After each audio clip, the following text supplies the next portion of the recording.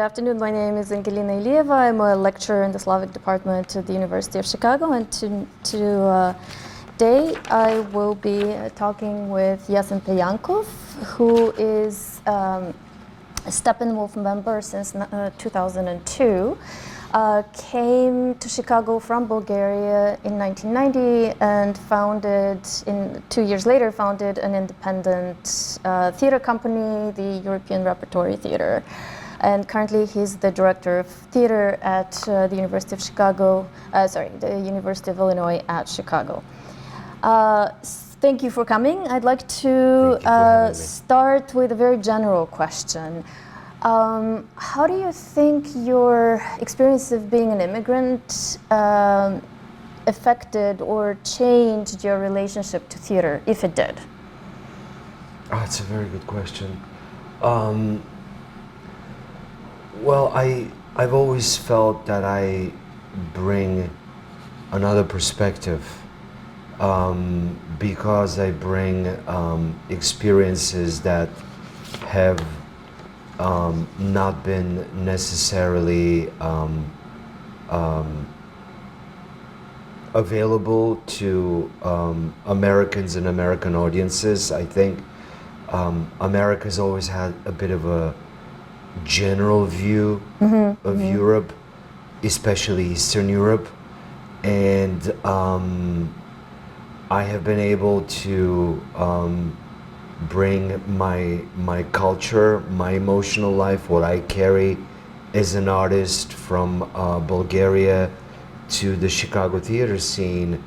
And that's why my partner, European Repertory Company, Dale Goulding, who's from England, and I decided to start this theater in 1992 to expose Chicago audiences to European works that have not been available for American audiences, and kind of give them a different angle of what it is that European culture entails. Because most of the European culture that is known in America, at least that's how it was in the 90s, was through the English language world, works of art, mainly Shakespeare, and of course all the British playwrights that were produced, Tom Stoppard and David Hare, on and on and on. Carol Churchill, of course. So we were trying to produce more obscure works.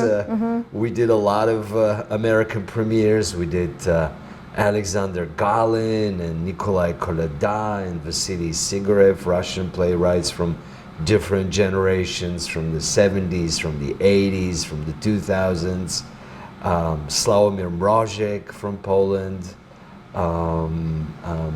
Lesser known plays of other English playwrights, like one that comes to mind was Howard Barker's Scenes from an Execution and Stevens Berkoff's take on Agamemnon. So we weren't really doing the mainstream European works. So I mean, that's what we were exposed to, and that's what we wanted to share with our audiences, something that has not been done on the Chicago theater scene at the time. Which leads me to the next question. Having experienced audiences both in Chicago, in the US, and back home, is there a difference in the way that you relate, or the actor relates to the audience in the two places? I think American audiences in general are more generous than European audiences. Interesting. Yeah, the reactions are very boisterous. There is a lot of laughs. There's a lot of talking back to the stage. It was funny because I was listening an interview with Glenda Jackson, who was doing King Lear on Broadway now. She was talking about the production of Marat Sade that Peter Brook directed in the 60s and 67. And Terry Gross, who was interviewing her on Fresh Air, was asking about what was the experience coming to do it on Broadway. And she said that they were all amazed about all the reactions that they got here, because in England there was virtually nothing, and people were laughing and clapping after each song, and it was basically a very kind of responsive house, something that they were not used to while they were doing the show in England. And I think that's the experience that I've always found really fascinating. You know, the difference between American audiences and European audiences. I myself directed August Osage County at the National Theater in Ivan Vazov in Sofia, Bulgaria, and the reactions of the Bulgarian audiences were a lot more reserved than the reactions that I observed in Chicago and in New York when I saw the play down there. Very interesting. My next question is also about your immigrant experience. From afar, when we look at your trajectory, it's the classic success story of a realized dream. And just looking at the way that produced the theater and how much you had to go through in the early years, seems to me it requires a lot of drive and a lot of faith. And I'm wondering if this is something that is typical of all actors, or it's the immigrant in you? Well, I don't know. I can't talk about all actors, but I really did have drive and faith. That's really well put. I had a simple goal. I always wanted to be an actor, and I lived my dream in Bulgaria, but then I had to leave. And when I came to America, I just wanted to make my living from theater, from what I studied, you know, theater, film, television. I always had my eye on that. I never thought about becoming rich or like going to Hollywood and trying to do movies. I mean, I did that later when I already established myself as a stage actor, but I had a very simple goal to make a living from this, and I stayed with it. And for the first 7 years, I had to do all kinds of odd jobs, not only to pay my bills and eat, but also sometimes to actually produce shows at European Repertory Company, amazing. Because my partner and I were putting our own money into the shows, and anything that came through the box office, we were reinvesting it, and then every time we came short, again, we put our own money. I declared a bankruptcy in 1996 because I just couldn't keep up with it. So I guess that was my drive and my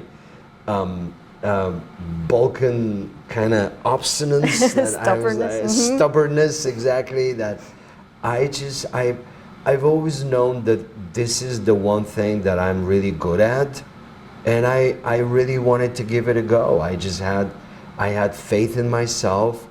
Obviously, I was a lot younger then, so I had a lot of energy, and I didn't have days off at all. I was just from work to the theater, acting, producing, directing. That's all I did for many, many years. It's amazing. It's amazing. It inspires awe. Switching just a little bit, how do you choose what plays to stage when you're a producer or a director? Yeah, I've always chosen plays that move me, that speak to my humanity. I always try to find the humanity of a piece. So I guess that's the driving factor for me.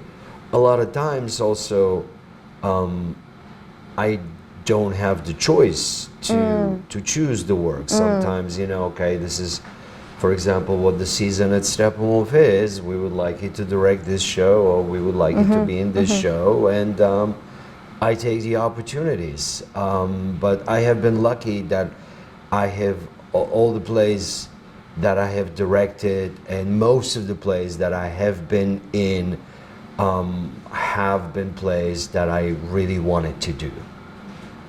Wonderful. So one of the things that that struck me when I was reading one article was the way in the beginning in the European Repertory Theatre you put Macbeth. Yeah. And you talk about the fact that you directed it as if it was a love play. Yeah.